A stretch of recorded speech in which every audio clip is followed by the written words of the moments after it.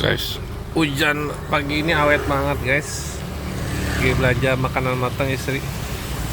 Tuh, kita ada di Metang Cilengsi. Sambil menunggu istri yang lagi belanja masakan matang. Ini tadi pagi lumayan awet.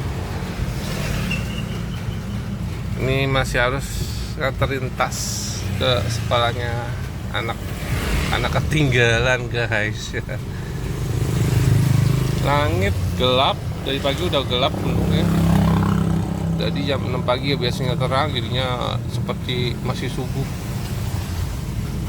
Seperti guys.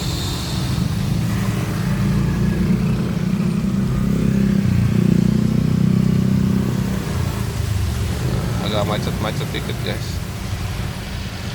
Oke, jangan lupa like, komen, dan subscribe. Bye bye.